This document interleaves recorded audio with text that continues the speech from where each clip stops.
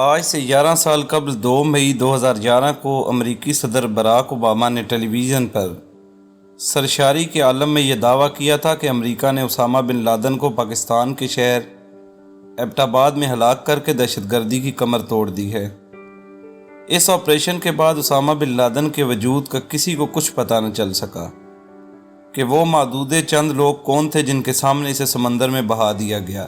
البتہ white house کے ایک کمرے میں میز کے ارد گرد بیٹھے ہوئے امریکی حکام کی ایک تصویر ضرور عام کی گئی، جو بڑے انہماک سے سیٹلائٹ کے ذریعے ایبٹ آباد سے آپریشن کو براہ راست دیکھ رہے تھے۔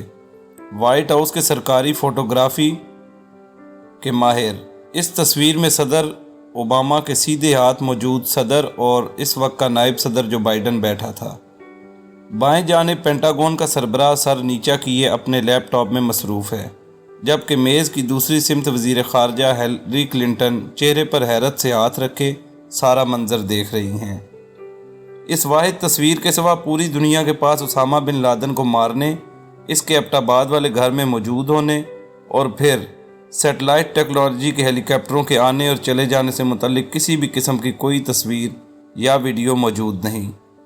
کیا اسامہ بن لادن عراق کے صدر صدام حسین سے بھی زیادہ خطرناک ہو سکتا تھا کہ اس کے پھانسی دینے کی مکمل ویڈیو لیک کروائی گئی، جس میں وہ قرآن پاک کی تلاوت کرتے ہوئے پھانسی والے کمرے میں داخل ہوتا ہے اور ایک بہادر کی طرح موت کو گلے لگاتا ہے۔ اس کے بعد اس کا لٹکتا ہوا سر بھی دکھایا جاتا ہے۔ اسامہ بن لادن کا تو کوئی ٹھکانہ ہی باقی نہ تھا، جبکہ صدام سے محبت کرنے والے تو آج بھی عراق میں موجود ہیں جو اس کے دور کو یاد کرتے ہیں۔ اسامہ بن لادن کی موت دراصل اس امریکی فیصلے کے لیے ضروری تھی جس کے تحت امریکہ اپنا میدان جنگ بدلہ لینے والا تھا۔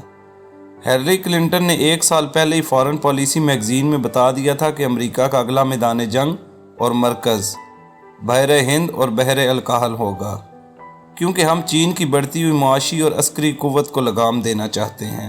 دہشت گردی کی جنگ سے نکلنے پر دنیا بھر کے ممالک امریکہ سے یہ سوال کر سکتے تھے کہ تم نے ہمیں 11 سال افغانستان میں الجھائے رکھا اور اب یہ کام ادھورا چھوڑ کر کہاں بھاگ رہے ہو۔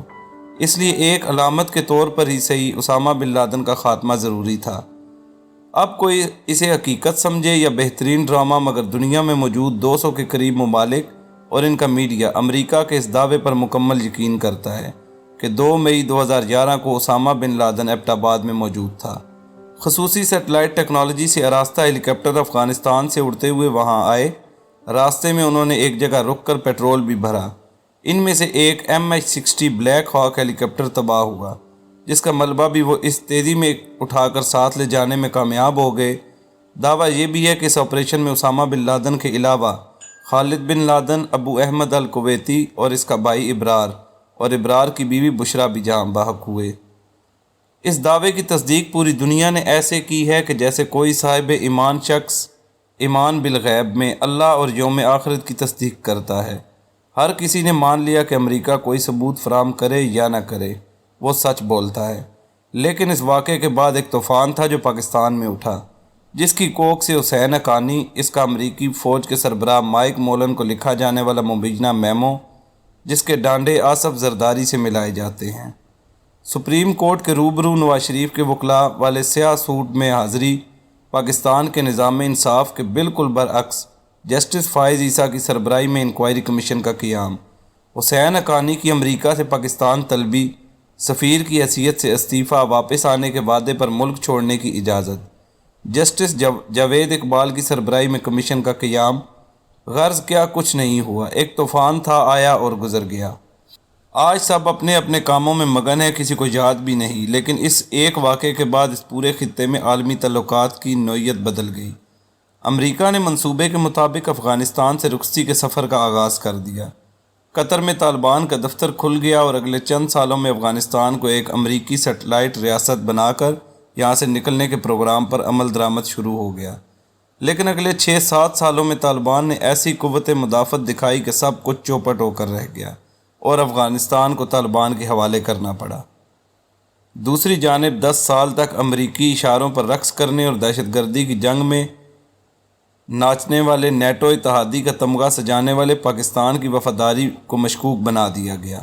اس قدر مشکوک کہ جب اس آپریشن کے بارے میں اوباما سے سوال ہوا کہ کیا پاکستان کو اس کا علم تھا، تو اس نے ایسے انکار کر دیا جیسے امریکی پاکستان پر اعتماد نہیں کرتے۔ ٹھیک 11 سال بعد ایک اور دعویٰ کیا گیا کہ کابل کے شہر کے بیچوں بیچ ایک مکان میں القاعدہ کا سربراہ ایمن الزہواری مقیم تھا۔ اس کے بارے میں خفیہ معلومات حاصل کی گئی اور پھر جب وہ اپنے گھر کے اندرونی حصے سے مکان کی بالکنی میں آیا تو ایک ڈرون جو اس کی تلاش میں سرگرداں تھا اس نے صرف اور صرف اسے ہی نشانہ بنایا، جبکہ باقی مکان بالکل محفوظ رہا۔ وہ امریکی حکام جو سیٹلائٹ کے ذریعے سڑک پر چلتی ہوئی گاڑیوں کے نمبر تک کی تصویر دکھا سکتے ہیں، اس اہم ترین واقعے کی ایک بھی تصویر سامنے نہیں لا سکے۔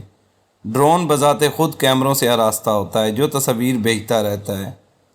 کچھ عرصہ پہلے جب شام کے علاقے دزور میں فرات کے کنارے روسی افواج پر امریکی ڈرونز نے حملہ کر کے پوری یونٹ تباہ کر دی تھی، اس کی تصاویر ہی نہیں بلکہ ویڈیو پوری دنیا میں عام کی گئی، مگر ایمن الزہواری پر حملے کے بعد کچھ دکھانے کے بجائے بالکل اوباما کی طرح صدر جو بائیڈن میڈیا پر آئے اور اسے اپنی بہت بڑی کامیابی قرار دیا۔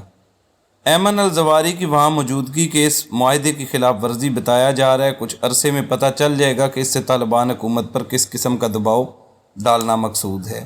جبکہ دوسرا نقطہ یہ ہے کہ یہ ڈرون کہاں سے اڑا، اس نے ملک کی فضائی حدود استعمال کی، اگر کی تو کس کی، اور سب سے اہم بات یہ کہ ایمن الزہواری کے بارے میں کس ملک نے امریکہ کو اس قدر درست معلومات فراہم کی کہ وہ کب اور کس وقت بالکنی پر آتا ہے۔